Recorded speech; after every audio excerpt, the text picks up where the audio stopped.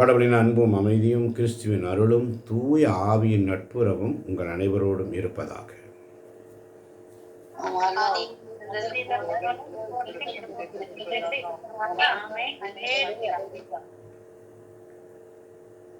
ஓ பரிசுத்த ஆவியே, என் ஆன்மாவே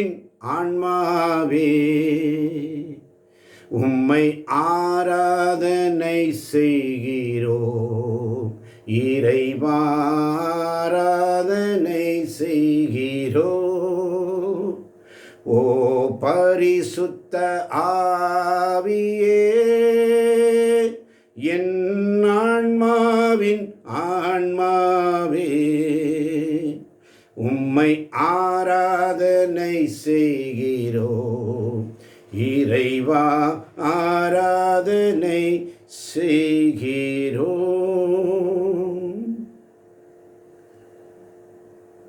அன்பே உருவான எங்கள் அருமை தகப்பனே, இந்த மாலை பொழுதிற்காக உமக்கு நன்றி. வியாழக்கிழமை தோறும் கடவுளுடைய இரக்கத்தை குறித்து நீர் எங்களை தியானிக்கும்படி அழைத்தீர் ஆண்டவரே.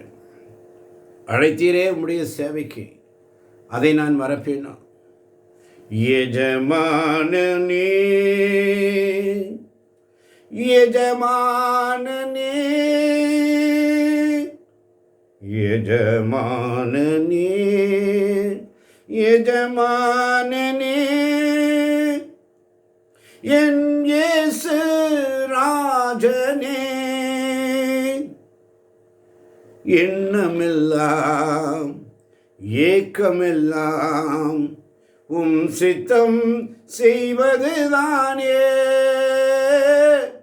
எண்ணமெல்லாம் ஏக்கமெல்லாம் உம் சித்தம் செய்வதுதானே. எஜமானனே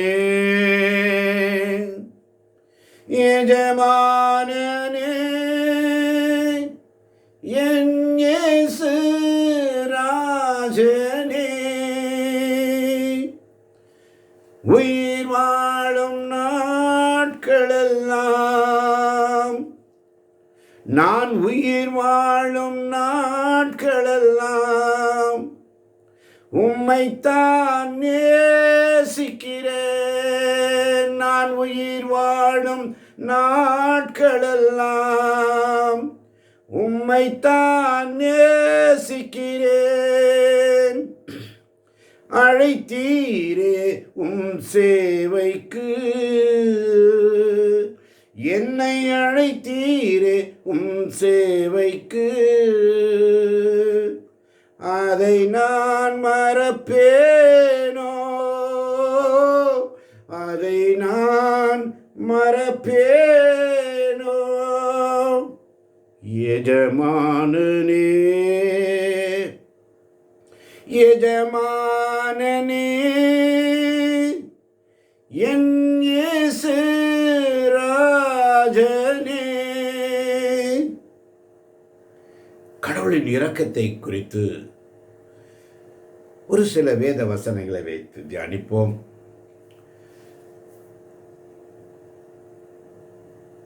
ஸ்தோத்திர பலி புஸ்தகங்களிலே நாம் ஸ்தோத்திர பலிகள் எடுக்கிறோம். ஒவ்வொரு நாளும் ஒரு கருத்துக்காக ஜெபிக்கிறோம். இன்றைய நாளின் கருத்து, இறை இரக்கத்தில் நாம் நிலைத்திட வேண்டும். அப்போ கடவுளுடைய இரக்கம் நமக்கு வேண்டும். என் கிருபை உனக்கு போதும், உன் வலுவின் மேல் என் வல்லமை வெளிப்படும். எனவே நான் என் வலுவின்மையை குறித்து தான் பெருமை பாராட்டுவேன். ஏதோ ஒரு தைத்த முள் ஒன்று என்னை குத்தி கொண்டே இருந்தது. இதை ஆண்டவரிடத்தில் நான் எடுத்து விடும்படி சொன்னேன். ஆண்டவர் அதற்கு பதில், என் கிருபை உனக்கு போதும். வேதத்தில் மிக அழகாக சொல்லப்பட்டிருக்கிறது, என் கிருபை உனக்கு போதும்.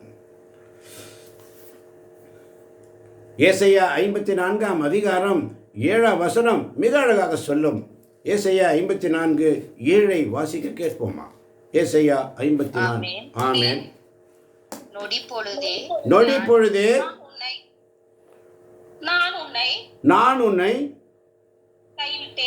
கைவிட்டேன், ஆயினும் பேரிரக்கத்தால் உன்னை மீண்டும் ஏற்றுக்கொள்வேன். இந்த வார்த்தைக்காய் உமக்கு ஸ்தோத்திரம். சொல்லுங்க எல்லாரும், இந்த வார்த்தைக்காய் உமக்கு ஸ்தோத்திரம் சொல்லுங்க. மீண்டும் ஒருமுறை வாசிக்கலாமா? நொடி பொழுதே நான் உன்னை கைவிட்டேன், ஆயினும் பேரிரக்கத்தால் உன்னை மீண்டும் ஏற்றுக்கொள்வேன். என்ன அழகான வார்த்தை ஆண்டவர் கொடுக்கிறார் பாருங்க. ஆண்டவர்கிட்ட ஒப்பு கொடுப்போம் நம்மை தாழ்த்தி. தனிமையின் பாதையில் தகப்பனே உம் தோளில் சுமந்ததை நான் மறப்பேனோ, சுமப்பதை நான் மறப்பேனோ. தனிமையின் பாதையில் தகப்பனே உன் தோளில் சுமந்ததை நான் மறப்பேனோ, சுமப்பதை நான் மறப்பேனோ. எத்தனை பாசம் என் மேல், எத்தனை அன்பு மேல். இன்னைக்கு எல்லாருமே தாய் தகப்பனை இழந்து நிற்கிறோம். என்னுடைய அப்பாவும் இல்லை, எங்கள் அம்மாவும் இல்லை. அவங்க இருந்தபோதே அந்த வேல்யூ நமக்கு அவ்வளோ தெரியல. இப்போ அதை நினைக்கும் பொழுது அவங்க இருந்திருந்தா எவ்வளோ நல்லா இருந்திருக்காங்க, அவங்க இருந்திருந்தா எவ்வளோ நல்லா இருந்திருக்காங்க. எங்கள் அப்பா இல்லையே. அப்பா இருக்கும்போது நமக்கு தெரியல, அப்பா இருக்கும்போது நமக்கு தெரியல, அவருடைய அன்பு தெரியல, அவருடைய அன்பு புரியல. உலக ரீதியில் பார்க்கும்போது நம்முடைய தகப்பனை இழந்த பிற்பாடு தான் சொல்கிறோம். இன்றைக்கி பெற்றோர்களை மதிக்காத பிள்ளைகள் இருந்தாலும் கூட, பெற்றோர்களுக்கு அவமானம் வருவிக்கிற பிள்ளைகளாக இருந்தாலும் கூட, பெற்றோர்கள் ஒரு நாளும் தம் பிள்ளைகளை அவமதிப்பதில்லை, விட்டு கொடுப்பதில்லை. தன் பிள்ளைக்காக பரிந்து பேசுவர்களாக இருக்கிறார்கள். அதுபோல தான் நம்முடைய தந்தையாம் கடவுள். எனக்கு ஒரு அப்பா உண்டு. நீ காலையில் ஒரு அழகான பாடல் உண்மை அப்பான்னு கூப்பிடத்தான் ஆசை. எத்தனையோ பிள்ளைங்க இன்னைக்கு அப்பான்னு கூப்பிடத்துக்கு இல்லாமல் இருக்கிறோம். நமக்கு ஒரு அப்பா உண்டு, விண்ணக தந்தை. அவர் நமக்கு ஆறுதலின் தெய்வம். நமக்கு ஒரு அப்பா உண்டு. யாரும் இல்லைன்னு கவலைப்படுறியா? உனக்கு உறவாட யாரும் இல்லைன்னு கவலைப்படுறியா? உன்னோட பேச யார் இல்லைன்னு கவலைப்படுறியா? உன் மேலே கோபத்தோடு இருக்கிறாங்க, பேச முடியல, அவங்க பேசலை, இவங்க பேசலைன்னு கவலைப்படுறியா? எங்கள் அப்பாட்ட நான் பேச முடியல, எங்கள் அம்மாட்ட நான் பேச முடியல, யார்கிட்டையும் பேச முடியல என்று உன்னை தனிமைப்படுத்துகிறார்களா? கவலைப்படாதே. நமக்கென்று ஒரு அப்பா உண்டு. அப்பா வீட்டில் எப்போதும் சந்தோஷமே என்ற வார்த்தைக்காய் மக்கள் நன்றி. அப்பா வீட்டில் எப்போதும் சந்தோஷமே, அப்பா வீட்டில் எப்போதும் சந்தோஷமே, ஆடலும் பாடலும் இங்குதானே. ஆடலும் பாடலும் இங்கே தான். இந்த கூகுள் மீட் வழியாக கேட்கப் போகின்ற யூடியூப் வழியாக கேட்கப் போகின்ற ஒவ்வொரு பிள்ளைகளுக்கும் இந்த செய்தி ஒரு மன தைரியத்தை கொடுக்கக்கூடிய செய்தியாக இருக்கும். கவலைப்படாது. எத்தனை பிள்ளைகள் கணவனை இழந்து விதவைகள், அனாதைகள், கைவிடப்பட்டவர்கள், அவங்களுக்கெல்லாம் யார் இருக்கிறா? நமக்கென்று இருந்தது போல விதவைகளுக்கும், அனாதைகளுக்கும், கைவிடப்பட்டவர்களுக்கும், வெறுத்து ஒதுக்கப்பட்டவர்களுக்கும் ஒரு தகப்பன் உண்டு. விண்ணக தந்தை நமக்காக இருக்கிறார் என்ற வார்த்தை. ஆவியானவர் நம்முடைய பொது நன்மைக்காகவே நம்முடைய பெருமூச்சுகளின் வாயிலாக அவர் பேசுவார். அதனால தான் இன்னைக்கு கடவுள் இரக்கத்தை பார்க்கும் பொழுது யோவேல் புஸ்தகம் 2ஆம் அதிகாரம் 12ஆம் வசனம் மிக அழகாக சொல்லும். முதலாவது கர்த்தருடைய இரக்கத்தை அண்டி வருவோமேயானால் ஆவியானவர் நமக்கு சொல்வது முதலாவது நாம் என்ன செய்ய வேண்டும் என்பதை பார்க்கிறோம். யோவேல் 2ஆம் அதிகாரம் 12ஆம் வசனம் வாசி. ஆமென். இப்பொழுதாவது நான் நோன்பிருந்து உண்ணா நோன்பிருந்து அழுது புலம்பிக் கொண்டு உங்கள் முழு இதயத்தோடு என்னிடம் திரும்பி வாருங்கள் என்கிறார் ஆண்டவர். இப்பொழுதாவது, இப்போ இந்த நேரத்தில் இப்பொழுதாவது உண்ணான் நோன்பிருந்து அழுது புலம்பிக் கொண்டு உங்கள் முழு இதயத்தோடு என்னிடம் திரும்பி வாருங்கள் என்கிறார் ஆண்டவர். உங்கள் பாவங்களுக்காக உண்ணான் நோன்பிருந்து அழுது புலம்பிக் கொண்டு என்னிடம் திரும்பி வாருங்கள் என்று உமது அழைத்தலுக்காக உமக்கு ஸ்தோத்திரம். அல்லேலூயா. உமக்கு நன்றி ஆண்டவரே. சொல்லுங்க, இந்த வார்த்தையை கேட்குறோம். நன்றி ஆண்டு வாய் சொல்லி சொல்லுங்க. உமக்கு நன்றி ஆண்டவர். நன்றிப்பா சொல்லுங்க.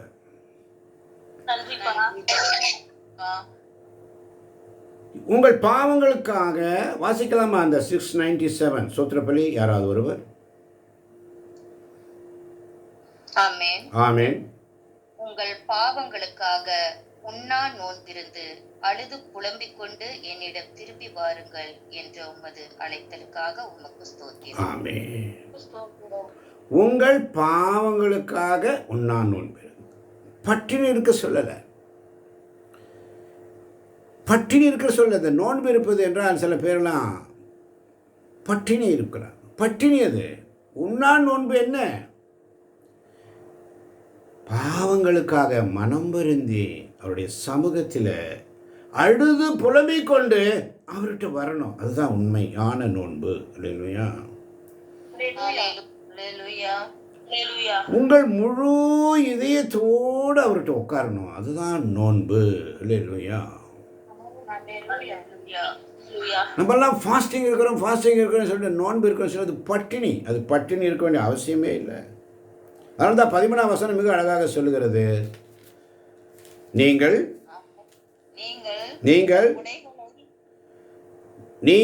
உங்கள் உடைகளை கிழித்துக் கொள்ள வேண்டாம்.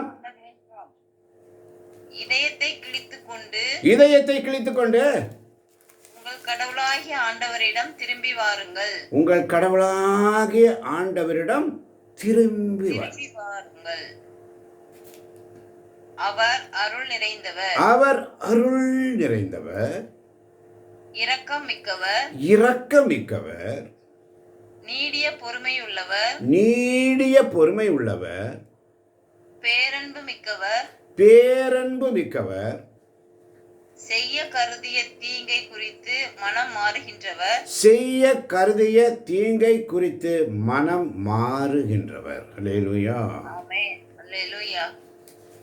பாருங்க, சோத்திரப்பலி எடுக்கணும்னு சொல்றடைய அர்த்தமே இதுதான். ஒவ்வொரு நாளும் நீ என்ன ஜெபிக்கணும், எப்படி ஜெபிக்கணும், எதற்காக ஜெபிக்கணும் என்று சொல்லி இப்பொழுதாவது. இந்த வார்த்தை சில பேருக்கெல்லாம் கசப்பாக இருக்கும். நோன்பு, உண்ணா நோன்பு என்று சொன்னால் எப்படி? உங்கள் உடைகளை கிழித்துக் கொள்ள வேண்டாம், இதயத்தை கிழித்துக் கொண்டு ஆண்டவர் சமூகத்தில் உண்மையோடும் நேர்மையோடும் அவருடைய சமூகத்தை திரும்பி வாங்க. ஏனென்றால் அவர் எப்படிப்பட்டவர்? அவர் அருள் நிறைந்தவர், அவர் இரக்கம் மிக்கவர், அவர் நீடிய பொறுமை உள்ளவர், அவர் பேரன்பு மிக்கவர், செய்ய கருதிய தீங்கை குறித்து மனம் மாறுகின்றவர். இப்படிப்பட்ட அப்பா நமக்கு இருக்கு. ஏன் பயப்படுறீங்க?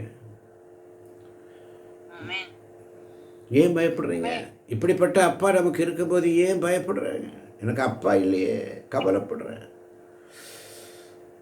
நான் பிறந்து 40 நாட்களுக்குள்ளே எங்கள் அப்பா இறந்துட்டாரு. அவங்க ஜெபத்தில் அழுகிறாங்க. ஒரு பிள்ளை, யாரும் இல்லை, அருமை மகள் ஜான்சியுடைய அப்பா தான். எனக்கு அப்பா இல்லை, அப்பாவுடைய முகத்தை நான் பார்க்க முடியல. எவ்வளோ வேதனை அந்த பிள்ளைக்கு இப்போ இருக்குது.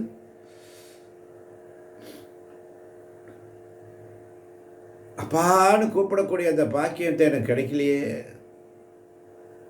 இந்த உள்மன காயம். இப்போ 40 வயசு ஆகுது, மேலே இருக்கலாம்.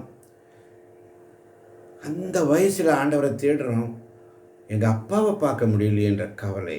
இன்னைக்கு அந்த கவலையை மாற்றி போடுவார்.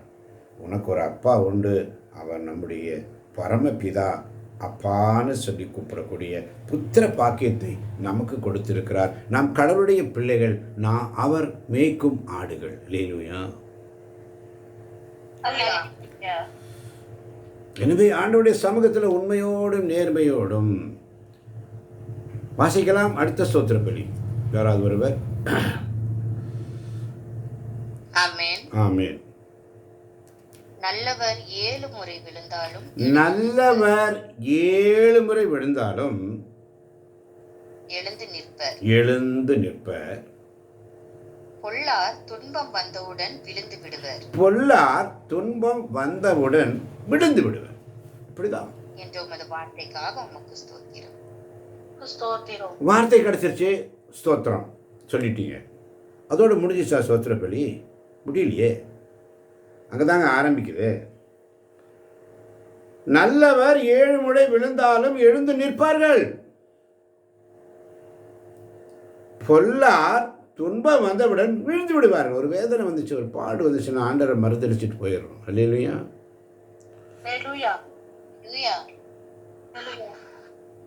ஒரு துன்பம் வருது, ஒரு வேதனை வருது, கஷ்டம் வருது, நோய் வருது, ஏதோ ஒரு பிரச்சனை வருதுன்னா நான் டெய்லி உங்களுக்கு ஸ்தோத்திரம் எடுக்கிறேன், எனக்கு ஏன் ஆண்டவரே இப்படி பிரச்சனை என்று சொல்லி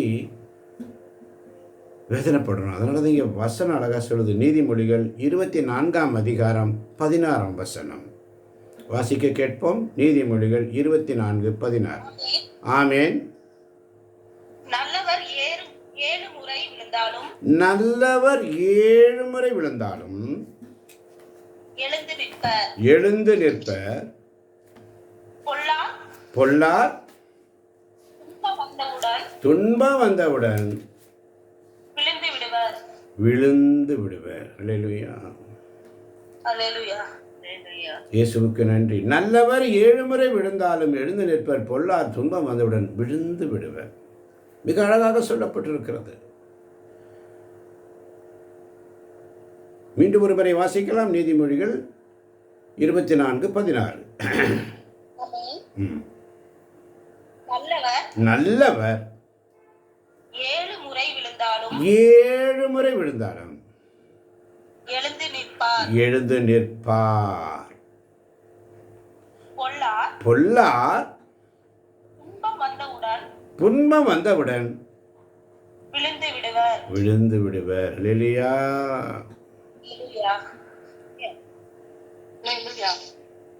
பாருங்க, அதுதான்.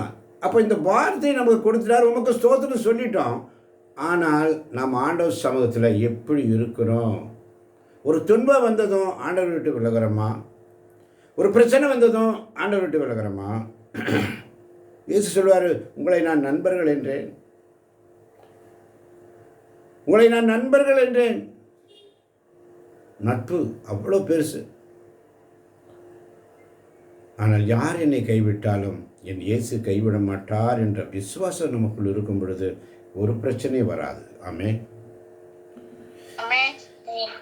யார் என்னை கைவிட்டாலும் இயேசு கைவிட மாட்டார், கைவிட மாட்டார், கைவிட மாட்டார்.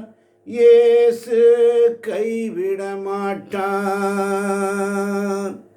யார் என்னை கைவிட்டாலும் இயேசு கைவிட மாட்டார். அடுத்த ஸ்தோத்திர பலியை வாசிப்போம். நீங்கள் மனம் மாறியவர்கள் என்பதை அதற்கேற்ற செயல்களால் காட்டுங்கள் என்ற உமது வார்த்தைக்காக உமக்கு ஸ்தோத்திரம். ஆமென். இப்போ என்ன பண்ணிட்டார் ஆண்டவர்? வார்த்தையை கொடுத்துட்டார். ஸ்தோத்திர பலி எடுத்தீங்க, வார்த்தையை கொடுத்துட்டாரு, உமக்கு ஸ்தோத்திரம் சொல்லிட்டோம். இப்போ நம்ம செய்ய வேண்டியது, இந்நிலையில் நாம் செய்ய வேண்டியது என்ன? இந்த வார்த்தை நமக்கு கிடைச்சிருச்சு. ஸ்தோத்திர பலி எடுத்துட்டீங்க, நன்றி சொல்லிட்டீங்க, ஆண்டவர் வார்த்தையை அனுப்பிட்டார். அப்புறம் செய்ய வேண்டியது என்ன? நீங்கள் மனம் மாறுவீர்கள் என்பதை அதற்கேற்ற செயலில் காட்டுங்கள். நல்லா, அது எப்படி? செயலிலா செயல்களிலா? செயல்களில் காட்டுங்கள். செயல்களால் காட்டுங்கள். செயல்களால் காட்டுங்கள். பிழை, ஒரு கமா, ஒரு ஃபுல் ஸ்டாப்பு, ஒரு ஆவண்ணா மாறினாலும் அர்த்தம் மாறும். செயல்களில் இல்லை, செயல்களால் காட்டுங்கள். செயல்களால் காட்டுங்கள். நீங்கள் மனம் மாறியவர்கள் என்பதை அதற்கேற்ற செயல்களால் காட்டுங்கள் என்ற நம்முடைய வார்த்தைக்காய் மக்கு நன்றி. அதான் மத்தேயு 3:8 மிக அழகாக சொல்லும். வாசிக்க கேட்போம். மத்தேயு 3:8. ஆமென். ஆமென். நீங்கள் மனம் மாறியவர்கள் என்பதை அதற்கேற்ற செயல்களால் காட்டுங்கள். ஆமென். நீங்கள் மனம் மாறியவர்கள் என்பதை அதற்கேற்ற செயல்களால் காட்டுங்கள். ஆமென். அப்போ உங்கள் பாவங்களுக்காக உண்ணான் நோன்பிருந்து அழுதி புலம்பிக் கொண்டு என்னிடம் திரும்புவார்கள் என்றால் உண்ணான் உங்கள் உடைகளை கிழித்துக் கொள்ள வேண்டாம், மாறாக உங்கள் இதயத்தை கிழித்துக் கொண்டு அவற்றை வாங்க. ஒரு துன்பம் வந்தவுடன் உடனே விலகி, உடனே ஆண்டவர் சமத்தை விட்டு விலகி, ஆண்டவர் சமத்தில் உண்மையோடு நேர்மையோடு இல்லாமல், சுதிக்காம, ஜபிக்காம, வார்த்தைகளை வாசிக்காம அப்படியே எல்லாம் இழந்த மாதிரி போயிடாதீங்க. நல்லவர் 7 முறை விழுந்தாலும் எழுந்து நிற்பார்கள். நல்லவர் 7 முறை விழுந்தார். அதனால தான் பேதுரு கேட்பாரு, பாவங்களை மன்னிக்கணும்னா எப்படி மன்னிக்கணும்? 70 முறை மன்னிக்கணும்னு சொல்கிறார். 70 முறை மன்னிச்சுட்டே இருக்கக்கூடாது. அதோடைய அர்த்தம் நமக்குள்ள வரட்டு கௌரவம் இருக்கக்கூடாது, ஈகோ இருக்கக்கூடாது. எல்லாம் தூக்கி மூட்டை கட்டி, இந்த பொங்கல் டைமில் இந்துக்கள் செய்வாங்க, போகி பண்டிகைக்கு பழசெல்லாம் பொறுக்கி எல்லாத்தையும் எடுத்து வெளியில் போட்டு நெருப்பிடிச்சிருவாங்க. அந்த மாதிரி நமக்குள்ளே இருக்கிற எல்லா பிரச்சனைகள் எல்லாம் தூக்கி எறிவோம். உண்மையோடு நேர்மையோடு ஆண்டவர் சமத்தில் இருப்போம். மனமாறி ஆண்டவர் சமத்தில் திரும்புவதே அவருடைய விருப்பம். தீயோர் சாக வேண்டும் என்பது என் விருப்பம் அல்ல, மாறாக தீயோர் தங்கள் பொல்லாத வழிகளில் இருந்து விலகி என்னிடம் திரும்ப வேண்டும் என்பதே என்னுடைய விருப்பம். எனவே ஆண்டவருடைய அவருடைய கரத்திலிருந்து, அவருடைய அருகாமையிலிருந்து நீ விலகாதே. அவருடைய சந்நிதியில் எப்பொழுதும் பரிசுத்தவனாக இருக்க முயற்சி செய்யுங்க. ஆமென். ஹல்லேலூயா. பரிசுத்தமாக அவர் சமூகத்தில் இருக்க முயற்சி செய்யுங்க. உலகின் சோதனைகள், ஆசா வாசங்கள், இது நல்லா இருக்குது, அது நல்லா இருக்குது, அங்கே நல்லா இருக்குது, இங்கே நல்லா இருக்குது, இது சூப்பர், அது சூப்பர் என்று உலக மாயை, எல்லாம் மாயை, மாயை மாயை, எல்லாம் மாயை. வானத்து கீழே பூமிக்கு மேலே எல்லாம் மாயை. இந்த வானத்து கீழே பூமிக்கு மேலே எல்லாம் மாயை, எல்லாம் மாயை. நொடி பொழுதே உன்னை நான் கை நெகிழ்ந்தேன், ஆயினும் பேரிறக்கத்தால் உன்னை நான் மீண்டும் ஏற்றுக்கொள்வேன். பேரிறக்கத்தால் நம்மை ஏற்றுக்கொள்கிற தகப்பன் நமக்கு உண்டு. அல்லேலூயா.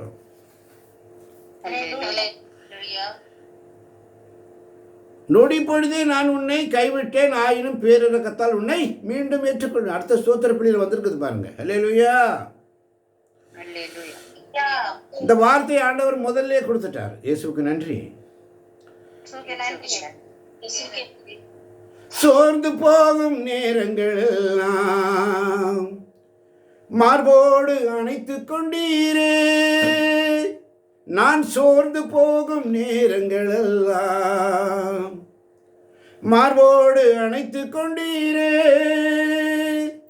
கண்ணீரை கணக்கில் வைத்தீரே, கண்ணீரை கணக்கில் வைத்தீரே. ஆறுதல் எனக்கு தந்தீரே, ஆறுதல் எனக்கு தந்தீரே. அடுத்த ஸ்தோத்திரப்பலி வாசிப்போம். 701. ஆமென். பாவத்துக்கு கிடைக்கும் கூலி சாவு. பாவத்திற்கு கிடைக்கும் கூலி சாவு.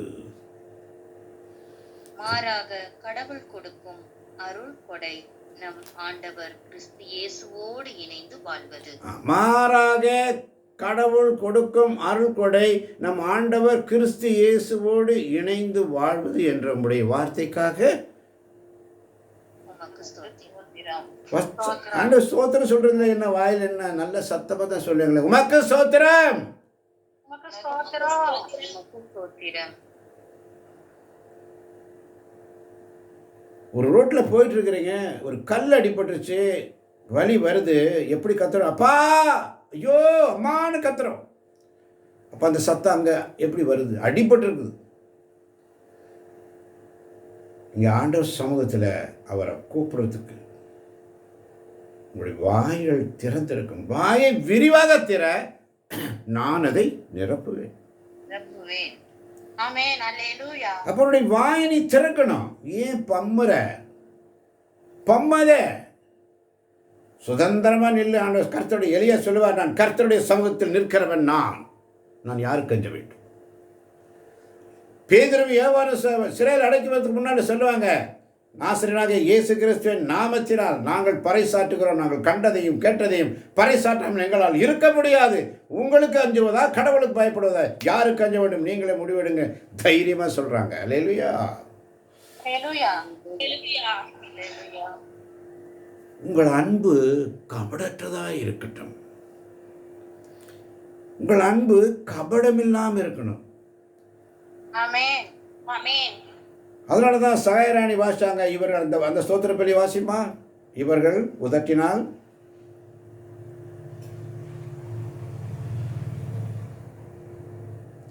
உதட்டினால் என்னை புகழுகிறார்கள், இவருடைய உள்ளமோ வெகு தொலைவில் இருக்கிறது.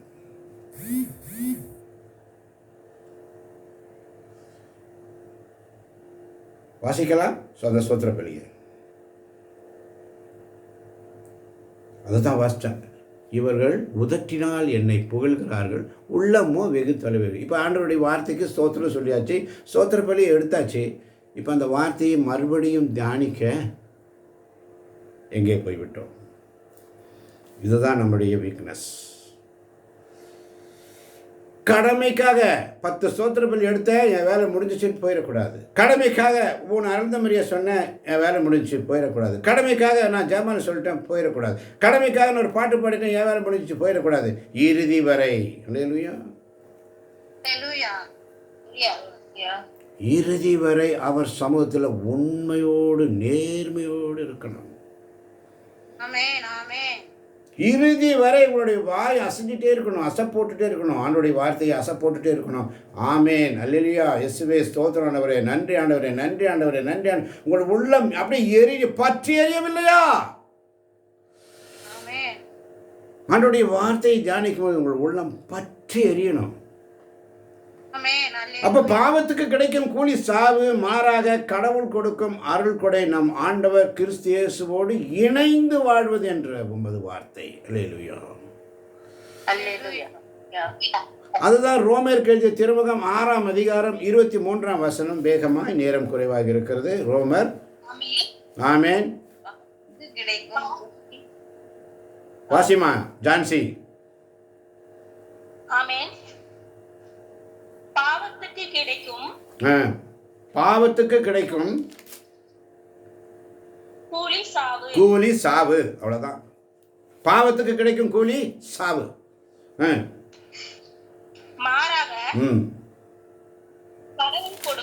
மாறாக கடவுள் கொடுக்கும் அருள் கொடை நம் ஆண்டவர் கிறிஸ்து இயேசுவோடு இணைந்து வாழ்வது.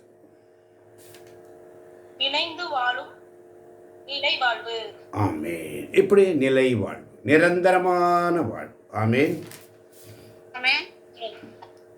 அதனாலதான் 17-18 வசனம் ரோமர் 6 சொல்லுகிறது, முன்று பாவத்திற்கு அடிமையாக இருந்த நீங்கள் பெற்றுக்கொண்ட போதனையில் அடங்கிய ஒழுக்க நெறியை உளமாற கடைபிடிக்கிறீர்கள். பாவத்தினின்று விடுதலை பெற்ற நீங்கள் கடவுளுக்கு ஏற்புடைய வாழ்க்கை நெறிக்கு அடிமைகளாயிருக்கிறீர்கள். அல்லேலூயா.